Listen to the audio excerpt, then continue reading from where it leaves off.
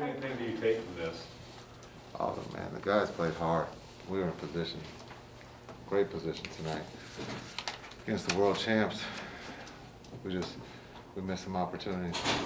Had good looks, got stops. Just couldn't score the ball there the last 5 minutes. Was it just fatigue and the number of minutes catching up to those guys? I don't know if it's fatigue, but we are playing JB and Dorian past their limit. Minute-wise, you know, this is almost another 40-minute night for those two. But they're not complaining. They're fighting. They're trying to do everything they can to help the team win. It's a game. We get stops. We have good looks. We just missed some threes there, wide open. Marquise was just in here, and he said that, you know, it sucks that so many guys are out around the league, and you guys obviously especially. But it's a great opportunity for other people coming in like he is. How do you, what do you tell these guys about? I mean, they know it's a 10-day deal, but who knows what can happen after that? How do you communicate that with them? What's ahead? Yeah, I think you give them a fair opportunity to fight, and the last 2 games they did. For the guys, this is their second day or their second game. Theo and those guys, Chris, they did everything they could. And for the new guys, B. Knight and George, they just, you know, got to get their feet settled. Unfortunately, they're on a clock. You know, it's only 10 days. I don't know what the rules are, but if you can bring them back another 10 days. So we'll see, you know, who makes that. But again, against the world champs, depleted or not, we were in the game, and those guys fought. The ball just didn't go our way tonight. When you go to those super small lineups, is there something you're looking for from the opponents or the way that your team is matching up with theirs? Yeah, well, they went small, and they got, you know, 2 all-stars, and 2.5 cousins is 1, 2, so 3. You know, Chris, you know, he knows how to play, you know, and so if you're going to double, you can't be big because there's no way you can get to the rotations to their shooters. So we tried to match them, and we got stops. You know, it's a 5-point game. We just can't get to the paint, and we can't finish, or we couldn't make an open shot tonight. Are you all surprised about DeMarcus turning back the clock like he did?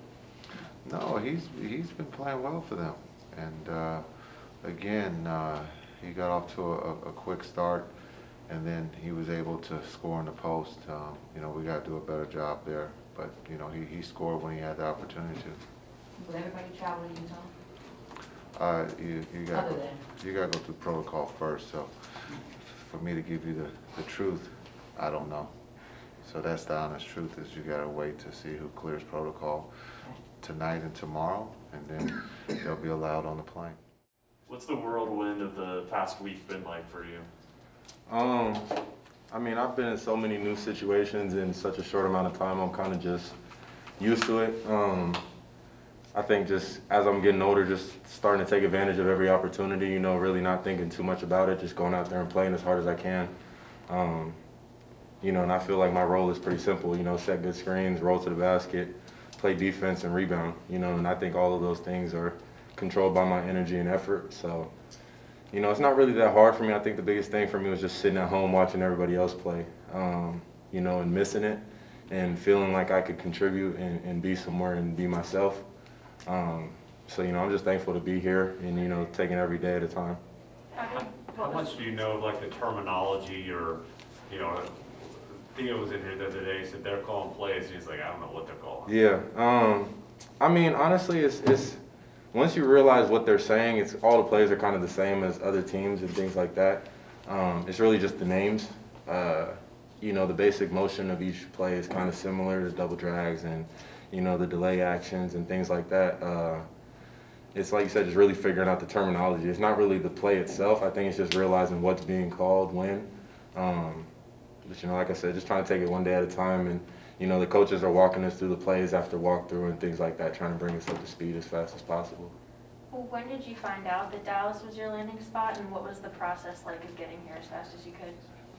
So I had a workout here maybe like 2.5 weeks ago. But they obviously don't have any roster spots, so it's kind of just sitting at home figuring out what was my next step. And honestly, I don't even know what day of the week it is, but it was the It's day, Thursday, I'm yeah, the pretty day sure. before the game, 2 days before the game, my agent had told me that there was a possibility that they might need me, you know, with all the COVID stuff going on, but they weren't 100% sure at the time.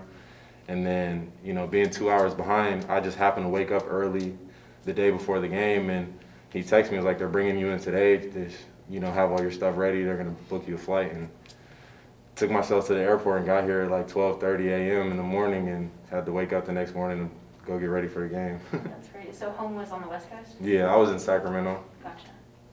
And now looking ahead, you guys are gonna go play on Christmas night. Mhm. What were your Christmas plans before you now have a game to play?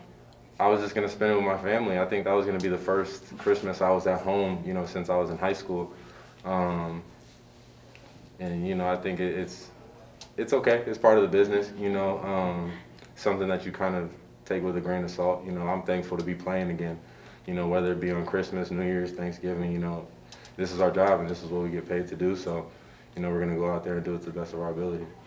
This whole thing is playing havoc with the NBA, but from your point of view, it's got to be like a pretty good opportunity. Absolutely, it's a blessing in disguise. You know, it sucks that a lot of people are going through it, and a lot of people are, you know, not being able to participate and play. You know, and I know they want to.